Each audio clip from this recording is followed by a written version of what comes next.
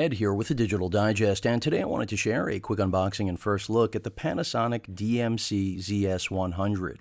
This is a brand new point-and-shoot camera with a 1-inch sensor, similar to the RX100 line, now currently in its 4th gen, but here with Panasonic's $700 US retail, at least, price on this camera, you're getting quite a bit more when it comes to, I would say, overall flexibility. In terms of what the ZS100 represents, it is a compact camera. Again, 1-inch sensor capable of capturing UHD or 4K video. It has a 10 times optical zoom, so a 35mm equivalent of 25 to 250 millimeters, and a piece of Leica glass, which is not a bad thing. So Leica versus Carl Zeiss, this is not a new battle, but rather an old one. But for $700, this camera shows a lot of promise. Of course, Wi-Fi enabled. Also, something that is impressive is that you have 30 frames per second using 4K video. That is 30 frames of stills. Those are 8 megapixel captures that it'll draw from the 4K video. Basically, Panasonic coming up with a creative way to utilize the 4K video capture and their processing engine on board. And then also post-focus, something that is on the GX8, a more expensive interchangeable camera from Panasonic that will literally allow you to touch the touchscreen on the back and select your point of focus after taking an image. So let me go ahead and get this thing out of the box.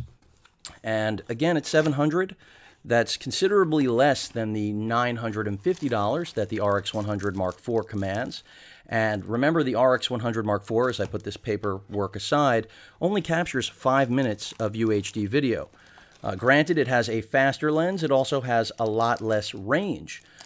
Whereas here we've got 10x. There you're looking at 3.3. So there is the wall charger.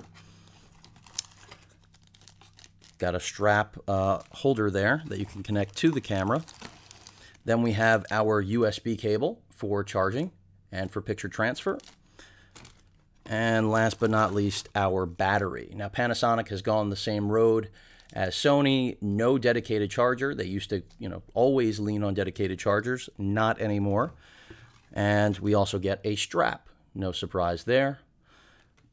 But last but not least, what I've been waiting to share with all of you and test out myself is the ZS100. Now, in Europe, I believe this is the TZ or TX, but here in the States, again, it is the ZS. So yes, it is that same camera, if you're curious. Small form factor, of course, part of the Lumix brand, right there talking about the fact that you also have a viewfinder with 1100 dot equivalency, which is very good. Not as good as the brand new A6300, but this is not a $1,000 interchangeable mirrorless APS-C camera, but rather really an all-in-one, do-everything travel camera that I think is going to appeal to a lot of you. You can see the power switch, your mode dial, of course, shutter button, as well as your toggle right there for zooming, and then video capture right here at the top. The viewfinder I mentioned before right here, which from what I've heard is a very big improvement. The screen I already mentioned does not come off. It is fixed, so you cannot take a selfie with any framing. You can't get low angles, but you do get the benefit of touchscreen. And you can see all the other buttons here, fairly straightforward, nothing really new. In many ways, this is the sibling, the smaller sibling of the LX100, which is a great camera. But here we have a camera that's, I would say, more versatile than the LX just because of that zoom, the 10x lens, something you don't get on the larger sensored LX. Then we have an HDMI out as well as the micro USB right there for charging.